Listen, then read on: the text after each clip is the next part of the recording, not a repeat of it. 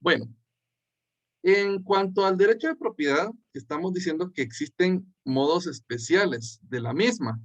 Y los modos especiales son aquellos que tienen alguna circunstancia que la hace variar un poquito del derecho real por excelencia de propiedad y que a veces o limita un poco este derecho o que tiene cuestiones que lo hacen variar un poco en cuanto a su forma. Y quiero que veamos esto, pues. La copropiedad regula nuestro artículo 485 de que existe cuando un bien le pertenece, dice, o un derecho pertenece pro indiviso a varias personas. Bueno, compañeros, en la clasificación de los bienes, vimos nosotros que habían bienes que eran divisibles y otros que eran indivisibles.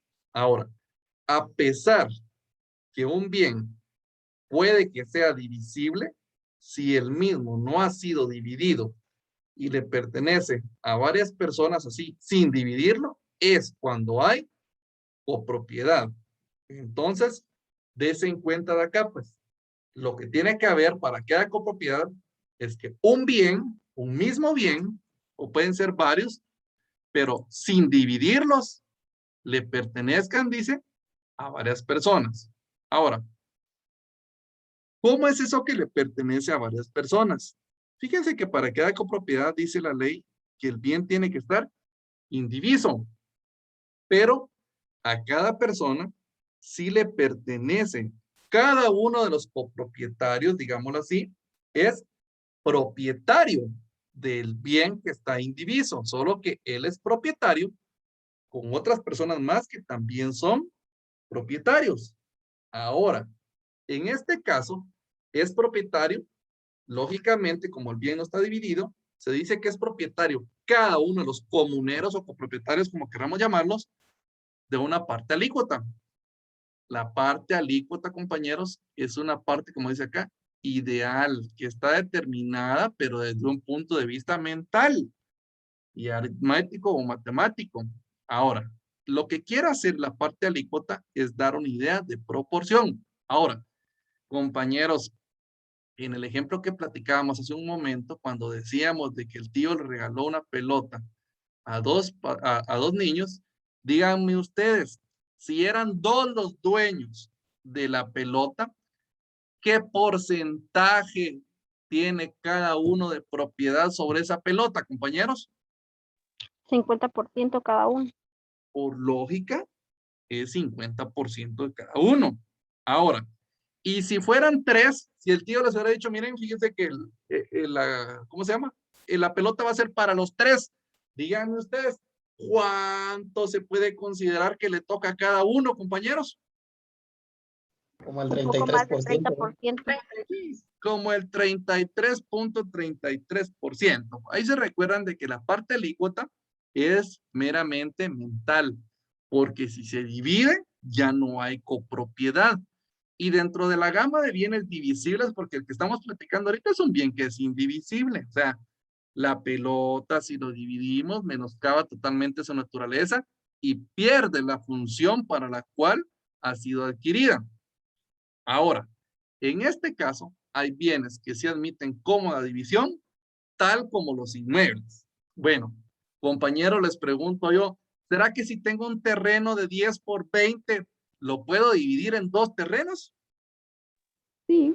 Sí, Prácticamente sí, y no le va a pasar nada al terreno. El sí, de terreno va a estar en hecho, perfectas condiciones. Ahora, si dividimos el terreno, si la persona que está creando la copropiedad lo que hace es decirle, mire, de aquí para acá es de usted y de tal punto para otro lado de usted, ya no está dejando copropiedad, porque lo que tiene la copropiedad es que pertenece, tal como decía aquí el concepto, el bien en forma indivisa, o sea, sin dividirlo, a varias personas. Y cada una únicamente cuenta con los derechos de copropiedad sobre su parte alícuota del bien. ¿Preguntas hasta el momento, compañeros?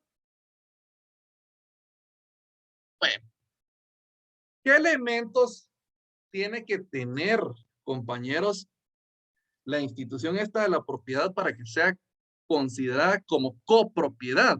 Bueno, el primero de los elementos que hay para que pueda haber copropiedad es que tiene que haber una pluralidad de sujetos que actúan por sí mismos. Bueno, ¿cómo así? Miren, pues, la cuestión esta de la pluralidad de sujetos es que tienen que haber varios propietarios sobre un mismo bien. Si no son varios los propietarios, no hay copropiedad. Ahora, y el asunto es que tenga que actuar por sí mismos. Fíjense que en la doctrina, compañeros, hay un asunto donde platica y pone un ejemplo acerca de las sociedades. Pues las sociedades no precisamente hay una copropiedad ahí, porque las sociedades, si bien es cierto, son integradas por varias personas, pero las personas no actúan por sí mismos, sino que la sociedad actúa en vez de ellos. Compañeros, voy a robarles un minuto, por favor, que me permitan. Solo voy a entregar un documento que vienen a traer a mi casa.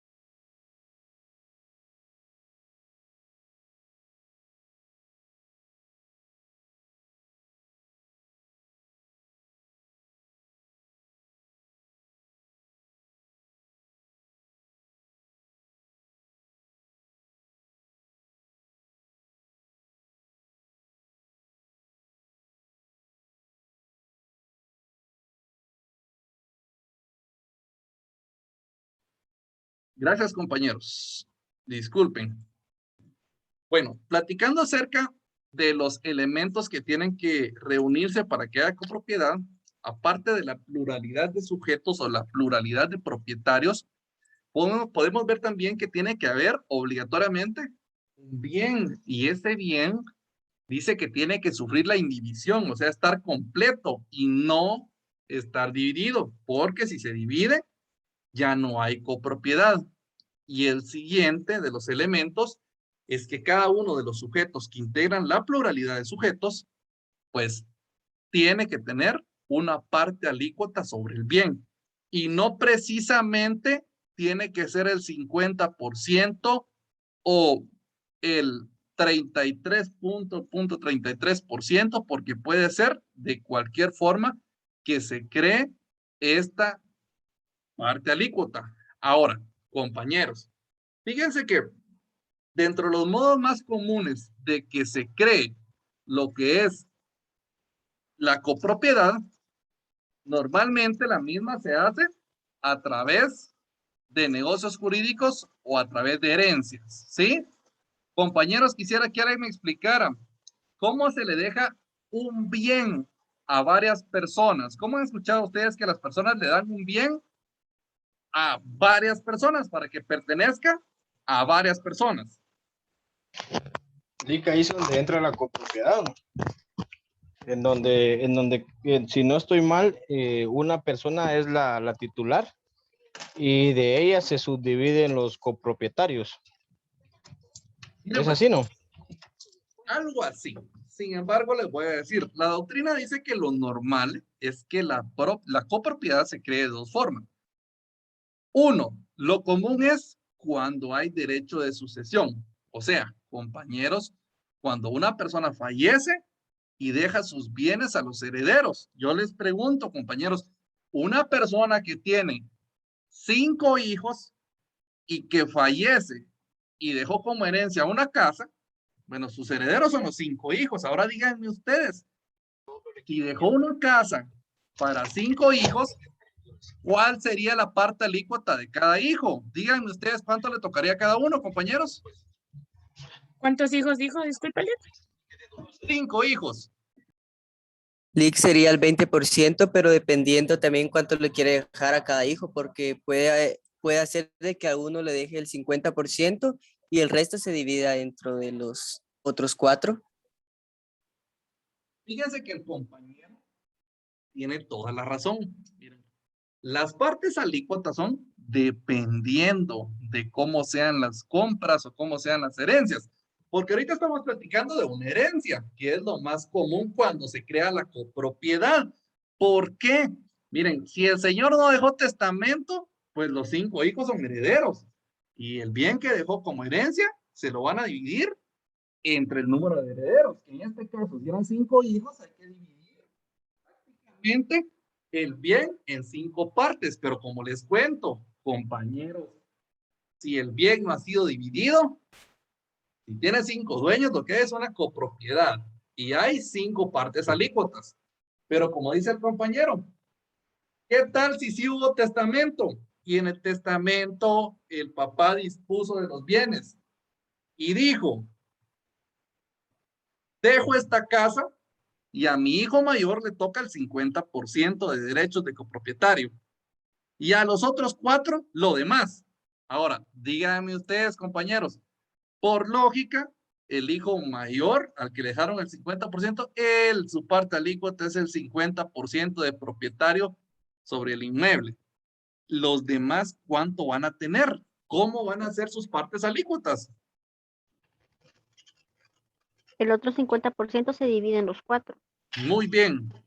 Y si nosotros hiciéramos cuentas en forma mental, porque la parte alícuota sí es aritmética, sí es de cuentas, pudiéramos decir de que les tocaría cuánto a los demás, si son 4, o sea, el otro 50% se lo tienen que dividir en 4 personas, prácticamente estamos sabiendo que les toca el 12.5% cada uno. ¿Entienden cómo es el asunto de las partes alícuotas, compañeros? Bueno, la forma que estamos viendo ahorita de crear esto es a través de la herencia, pero no precisamente se tiene que crear así. Bueno, ¿qué tal? ¿Sí? Disculpe, tal vez esto no viene mucho al caso, pero por ejemplo ahí, si es entre 2 personas una casa, o sea, dividida en 2 hijos, digamos, ¿no? Sí. Cualquiera puede agarrar la parte que quiera, o sea, digamos la mitad que quiera, o ¿cómo le hacen?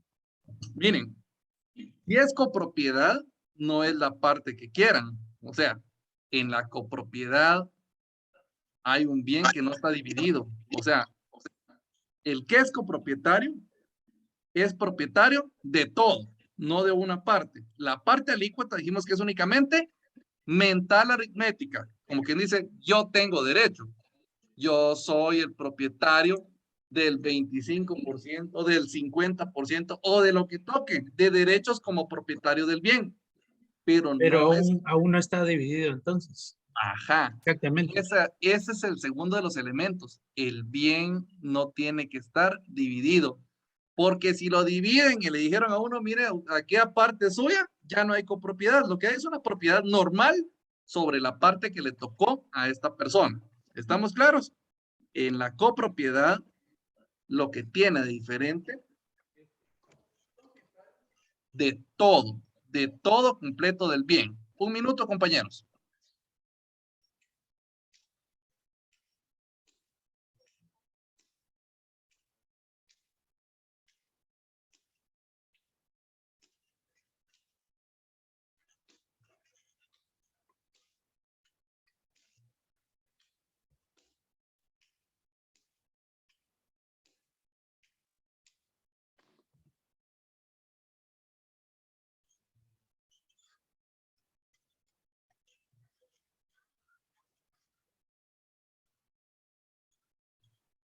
Muchas gracias. Vieran que comenzó a llover aquí y me tocó cerrar una ventanita. Bueno, volvemos a esta cuestión.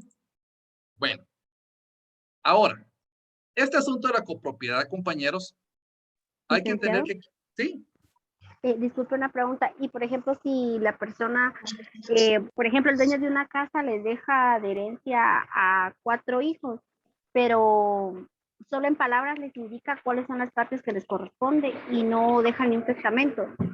En ese caso, ¿qué se podría hacer? ¿Se tomaría solo, no sé, el testimonio de la esposa que escuchó de qué manera se va a repartir el terreno o queda definitivamente sin efecto?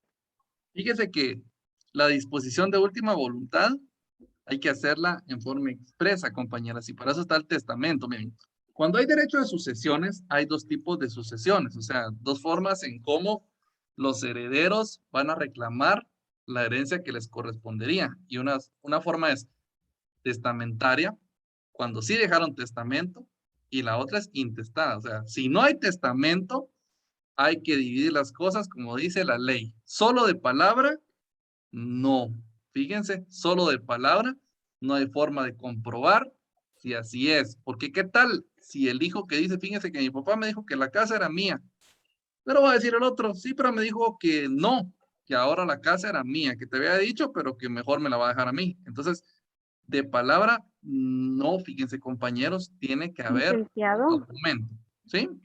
lo que pasa es que yo he escuchado que dicen de que cuando no dejan el testamento escrito, pero llaman a otras personas que les llaman testigos, que fueron los que escucharon, o sí, como que escucharon qué parte les corresponde a sus herederos, entonces ellos les llaman testigos a esas personas y los presentan frente al notario para que indique que sí fue la última voluntad de la persona dueña del inmueble. Miren, yo les voy a decir una cosa, el notario recibe la voluntad de las partes, o sea, yo particularmente como notario, sí puedo pasar bienes de una persona hacia otra, pero tiene que estar el dueño de los bienes, compañeros. O sea, el dueño del bien es el que me tiene que decir a mí como notario que él quiere dárselo a otra persona. Lógicamente, eso solo lo puede hacer en vida.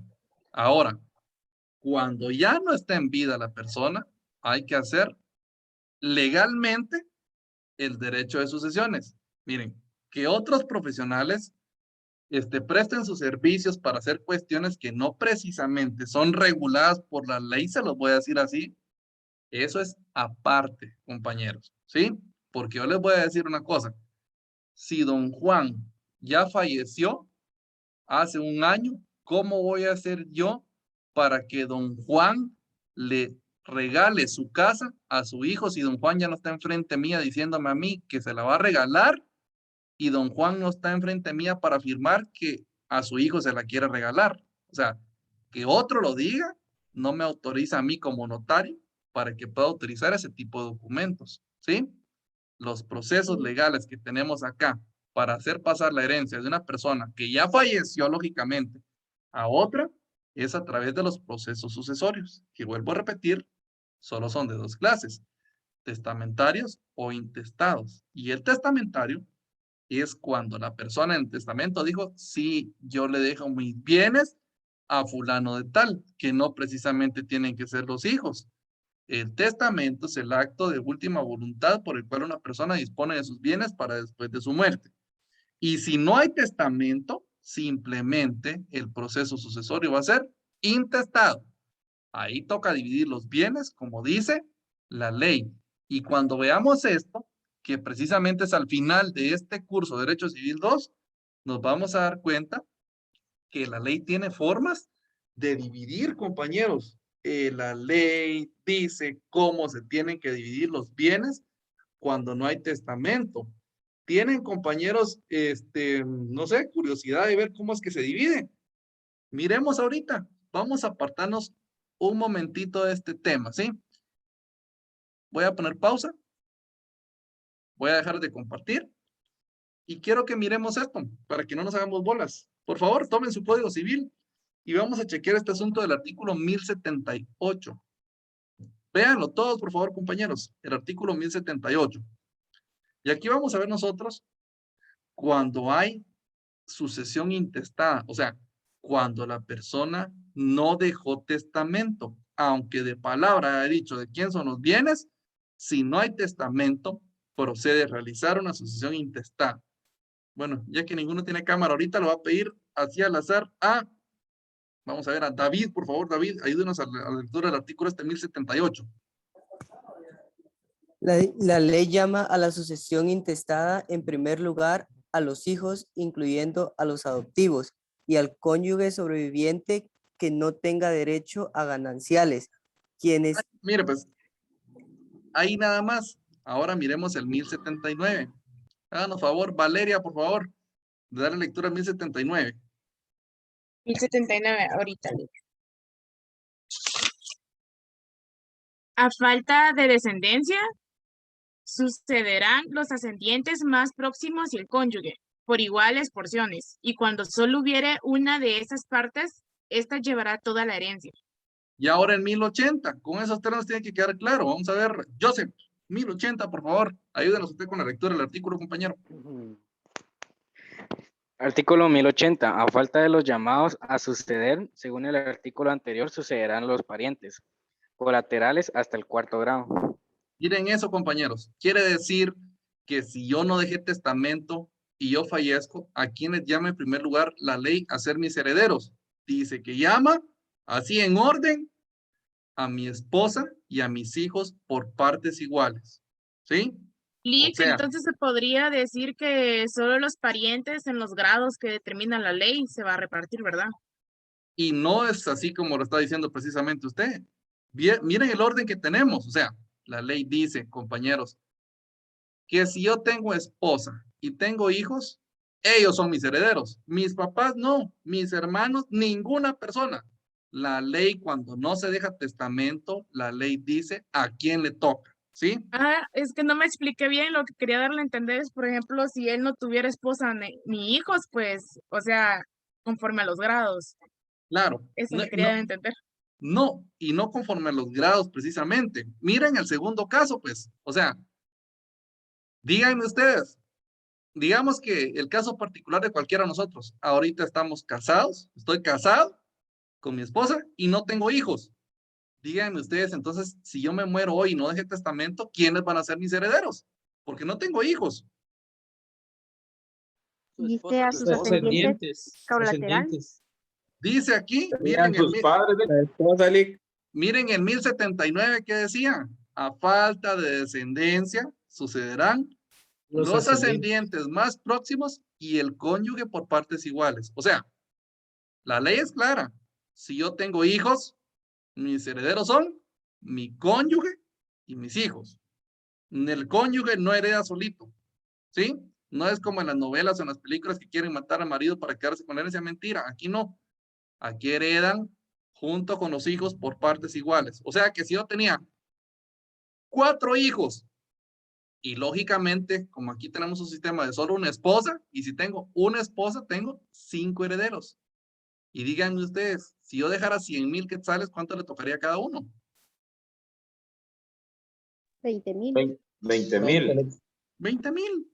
Eso sería. Ahora, como no fueron quetzales los que dejé, sino que fue una casa, ¿cuánto le toca a cada uno? Le toca su parte alícuota sobre la casa. Tengo 5 herederos que después van a ser los 5 copropietarios de la casa.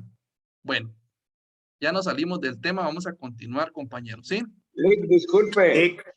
¿Sí? Y en un caso, la persona está casada y esta persona tienen partes iguales de escritura, o la escritura está a nombre de los dos. Ahí tendría que ser la mitad de la escritura para la persona, para la esposa, en un ejemplo, y de la mitad se dividiría entre los hijos, ¿verdad? Miren, pues, yo les voy a decir una cosa. El tema del derecho a sucesiones, mejor déjenlo para cuando les toque el derecho a sucesiones, porque ahorita que comencemos con esto, van a tener suficiente para estudiar montonones. Pero como dijo Jonathan, miren, la persona que falleció, como dice Jonathan, a lo que le entendí, era copropietario. O sea, él y la esposa eran copropietarios del inmueble. ¿Entendido? Ahora, si tiene esposa, ¿qué quiere decir? Si él fallece, ¿será que su esposa es su heredera? Sí, licenciado, según la ley, sí. Sí, o sea, su derecho de copropietario le va a pasar a sus herederos. ¿Entendido? O sea, Licenciado, ¿sí? disculpe. Y entonces, por ejemplo, si el esposo le deja toda la herencia a la esposa, ella puede después heredar a sus hijos. Mi amor, mira, conseguime. Sí, o sea, sí puede heredar a sus hijos, compañeros. Cada quien tiene la libre disposición de sus bienes. Pero en el caso que dice Jonathan, creo que se enreda un poquito, porque a lo que entendí, decía el ejemplo del compañero, que había una copropiedad entre los dos cónyuges, o sea, los dos de repente compraron el inmueble. Cada uno tenía mentalmente su parte alícuota que constituía el 50% de los derechos de propiedad sobre el inmueble. Ahora resulta que el señor falleció, o sea, él dejó para sus herederos su parte alícuota, su 50% sobre esa casa.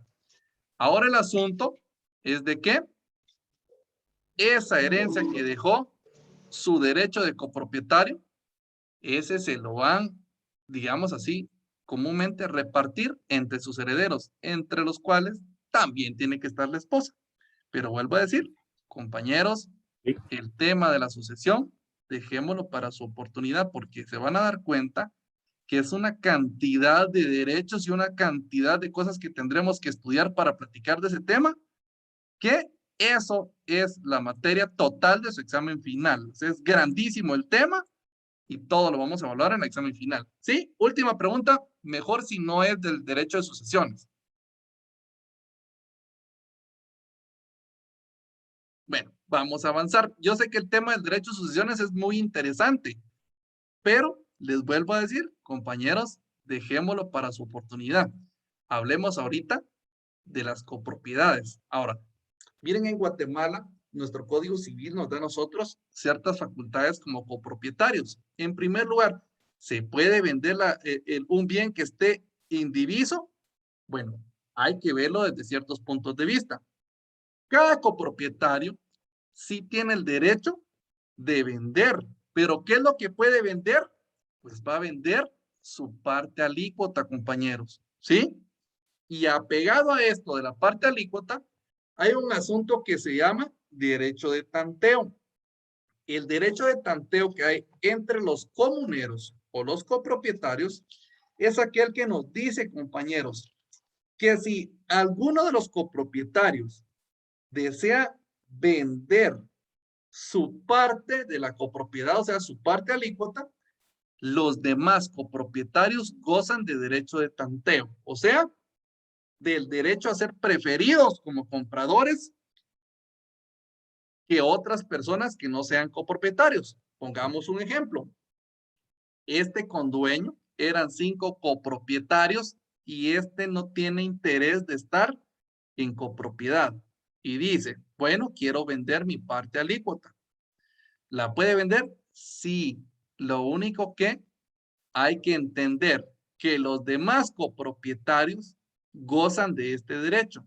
Si viene este copropietario y dice, bueno, voy a vender mi parte alícuota sobre la casa y quiero 100,000 quetzales por mi parte alícuota, cualquier persona se los puede comprar y no precisamente un copropietario. Sin embargo, si hubiere una persona que no era copropietario, que quiera comprar esos derechos, esta persona, el copropietario que quiere vender, tiene la obligación, fíjense, de darles aviso a los otros copropietarios que él desea vender para que estos copropietarios, los que todavía están en copropiedad, puedan ejercitar este derecho a tanteo de comprar. ¿Qué quiere decir esto? Derecho a ser preferido. O sea, vuelvo a decir, el copropietario quiere vender por 100,000 quetzales y aparecen 2 personas que quieren comprar. Una es una persona ajena que no era copropietaria, que quiere comprar esos derechos de copropiedad, y aparece también uno de los copropietarios, de los que ya eran copropietarios de ese inmueble y también quiere comprar. La ley le da el derecho de ser preferido al copropietario, ¿sí? El copropietario tiene el derecho de que sea tomado en cuenta en primer lugar para adquirir esta parte alícuota que otro está vendiendo. Preguntas, compañeros, ¿entendieron bien cómo es el derecho de tanteo? Lick. Sí. Y si, por ejemplo, yo entendí bien de que los dueños pueden, los que son copropietarios tienen más derecho que alguien que no, ¿va? Correcto. Pero si en este caso yo le quiero comprar a alguien a varios que es copropietario, si uno me quiere vender y yo le ofrezco, por ejemplo, 10,000 pesos más, vale 10,000 y yo no soy nada parte de esos copropietarios. Si yo quiero comprarle y le doy un precio mejor que el que le está dando el otro copropietario, ¿qué pasa? Bueno, pues le tendría que vender a usted, ¿no? Pero el otro tiene derecho a tanteo. O sea, viene el copropietario, como venimos con el ejemplo, y dice, bueno, vendo la casa, ¿eh? Vendo mi parte alícuota. Viene el copropietario y dice, mira, te voy a dar 100,000. Pero llega Rolando y le dice, yo te voy a dar 125. ¿A quién se lo va a vender? Pues lógicamente a Rolando. Pero ahí se recuerdan que el otro comunero tiene derecho a tanteo. ¿Qué puede hacer el otro comunero? Decir, vaya, está bueno, yo te voy a dar siempre los 125 que te daba la otra persona. Y tiene derecho a ser preferido, ¿sí? Pero lógicamente hay que avisar. Y el derecho de tanteo, considero yo que para que pueda ser correctamente ejercitado, es que la persona que venda le debe poner precio a su parte alícuota. No poder estar jugando exactamente así de subirle precio y subirle para ver a quién se lo vende. Cuando uno vende, lo correcto, esto es como una promesa de venta más o menos, es que uno ponga precio y que ya vea si hay personas que le den el precio y si alguno de los comuneros llega a ese precio, pues tiene que ser preferido según la ley el que ya estaba dentro de la copropiedad. Vamos al otro asunto. Bueno, ¿qué facultades tienen los copropietarios? Pues tienen que gozar y disfrutar recíprocamente el bien y las limitantes también son en forma recíproca. Los frutos y beneficios se gozan también en proporción a la respectiva parte alícuota. Pongámonos a pensar, compañeros. En el ejemplo que platicábamos nosotros, vimos también que la accesión es el derecho que tenemos de gozar, nosotros de apropiarnos de lo que producen nuestros bienes, serían frutos naturales y frutos civiles. Ahora, compañeros, si en el ejemplo que estábamos platicando de la herencia, pues, bueno, digamos que eran 3 herederos, recuerden esto, 3 herederos que ahora son 3 copropietarios sobre una casa, pero el mayor tiene el 50% de derechos como copropietarios de su parte alícuota, el 50%, y los otros 2 herederos o los otros 2 copropietarios ahora, cada uno tiene únicamente un 25% de parte alícuota.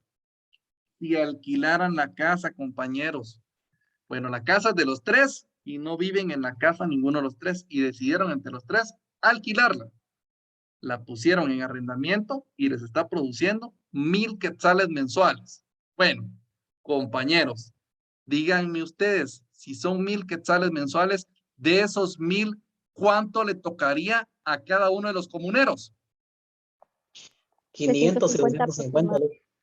500 al que tiene el 50% de parte alícuota y 250 a los demás. ¿Por qué? Porque la ley es clara y dice que tanto el uso y los frutos se gozan en proporción a la respectiva cuota o como digamos, a la respectiva parte alícuota. Sin embargo, las cargas también se tienen que afrontar sobre la misma base. O sea, hay que afrontarlas de conformidad con las partes alícuotas. ¿Por qué? Porque si el bien inmueble paga 1,000 quetzales de UCI al año, díganme ustedes, ¿a quién va a ser al que más UCI le va a tocar pagar, compañeros de los copropietarios? Al que tiene el 50%.